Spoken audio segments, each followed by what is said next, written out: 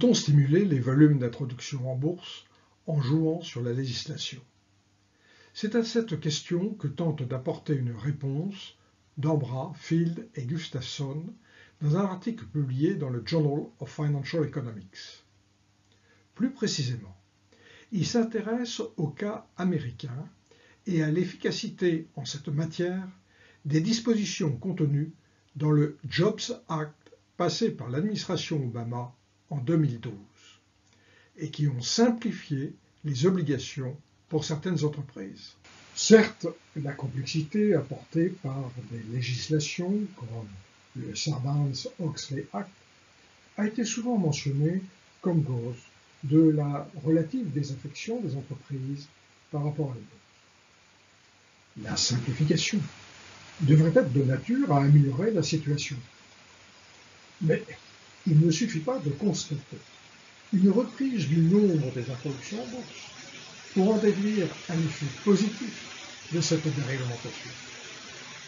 Il faut aussi s'assurer que cela ne vient pas d'autres causes, par exemple conjoncturelles. Les introductions en bourse ont chuté fortement lors des 2 dernières crises financières, éclatant de la bulle Internet et 2008. Mais surtout, il y a aux États-Unis d'Amérique un fort mouvement de reprise depuis 2012, comme l'illustre ce graphe fourni par l'article. Mouvement que l'on ne retrouve pas sur d'autres marchés importants dans le monde, comme en Australie, au Canada, à Hong Kong, au Japon ou encore au Royaume-Uni. Y aurait-il un effet post-Jobs Act aux États-Unis? Pour répondre à cette question, Dambrá, Field et Gustafson procèdent à une analyse économétrique dite difference in difference. Ils montrent que si l'on contrôle pour les effets liés aux conjonctures boursières, il y a bien un phénomène spécifique aux USA et post-Jobs Act. Ceci est vrai si on considère le nombre des opérations rapporté au nombre de titres cotés sur chacun des marchés nationaux, ou encore en fonction de leur montant rapporté aux capitalisations boursières des mêmes marchés. Pourquoi le Jobs Act aurait-il pu avoir un tel effet? Parce qu'il prévoit un certain nombre de clauses limitant les risques pour les entreprises désireuses de s'introduire. Il permet par exemple plus de discrétion, dépôt confidentiel d'un dossier auprès de la SEC, contact avec des intermédiaires pour tâter le marché, water testing, moins d'obligations en matière de publication financière et comptable. Ceci est potentiellement intéressant pour les firmes opérant dans des domaines de haut savoir où il est important de conserver un secret par rapport à ses concurrents. Le Jobs Act contient aussi de nombreuses clauses limitant les coûts associés à l'opération. Moins de documents à fournir, moins de contraintes sur les rémunérations des dirigeants, moins d'obligations en matière d'audit ou d'adoption de principes comptables nouveaux. Cependant, le Jobs Act ne concerne pas toutes les entreprises. Il a pour but de favoriser l'introduction de petites entreprises émergentes, moins de 1 milliard de chiffre d'affaires en particulier, et qui bénéficient de ces exemptions pendant 5 ans. Dambrá, Field et Gustafson montrent que si on compare le nombre des introductions en bourse aux États-Unis dans les 2 ans avant le Jobs Act et dans les 2 ans après, on observe une augmentation significative de plus 48% pour les petites firmes éligibles, alors que le nombre reste faible, 26 au lieu de 28 pour les autres. C'est donc bien cette cible qui a été touchée. Les auteurs montrent par ailleurs que l'accroissement du nombre des IPO se concentre parmi les firmes les plus petites, les plus actifs en R&D et donc les plus sensibles au santé, et enfin principalement dans les secteurs de la pharmacie et de la biotechnologie, plus 307%, et plus accessoirement dans celui de l'informatique, plus 21%. L'effet est donc loin d'être général, mais très concentré dans un type d'activité. On peut donc se demander si cette croissance du nombre des IPO aux États-Unis n'est pas plus liée à une conjoncture exceptionnellement favorable aux biotech qu'aux effets du Jobs Act. Pour répondre à cette question, les auteurs régressent le nombre des IPO par trimestre, d'abord sur des variables indicatrices, post-job et secteur pharma ou biotech, puis sur ces mêmes variables et sur des variables de conjoncture, la rentabilité boursière du trimestre précédent et le ratio moyen market to book. Dans la première régression, il y a bien un effet post-2012 significatif avec un coefficient de 1,036.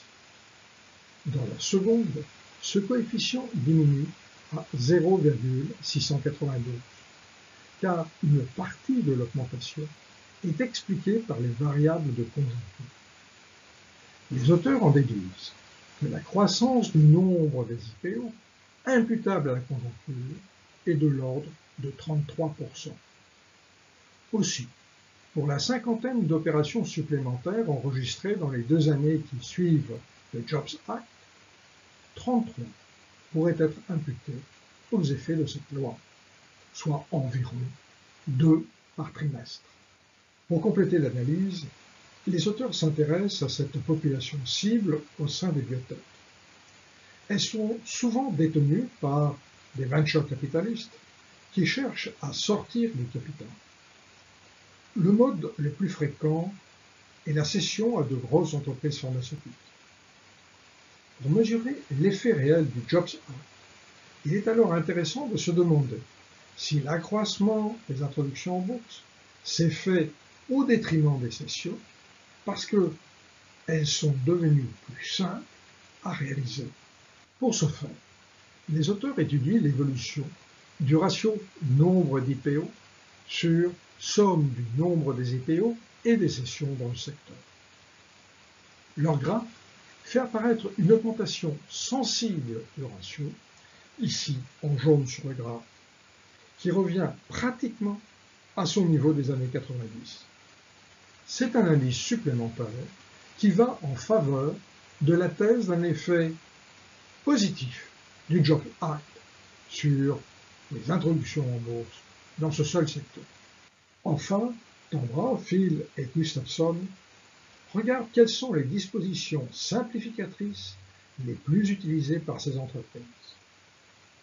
Les recours à 2 d'entre elles, à savoir tâter l'eau et moins d'informations comptables, sont beaucoup plus fréquents pour les firmes les plus petites, les plus actifs en R&D et appartenant au secteur pharma-biotechnologie. Cela supporte l'hypothèse que la recherche d'une diminution des risques liés à la publication d'informations sensibles pourrait prévaloir. En conclusion, le passage du Jobs Act en 2012 aux États-Unis d'Amérique a bien été suivi d'une augmentation du nombre des introductions en bourse. Mais il a surtout concerné de petites entreprises et ses effets ont été excessivement concentrés dans le secteur pharma-biotechnologie. Certes, pour ces entreprises actives en R&D, le besoin de confidentialité est beaucoup plus élevé. En allégeant les obligations, la législation a permis à des actionnaires venture capitalistes de sortir par le marché, souvent plus avantageux, plutôt que par la cession auprès de Big Pharma. Ceci étant, les auteurs relèvent que ces entreprises nouvellement introduites génèrent rarement des profits et sont donc d'une extrême fragilité financière. Cette partie du Jobs Act était motivée par le souci de stimuler l'émergence de nouvelles entreprises en les faisant accéder plus facilement à la bourse. Il n'est pas évident que de ce point de vue, cette législation ait entièrement atteint ses objectifs. L'évolution des chiffres en cette matière peut finalement se révéler relativement trompeuse.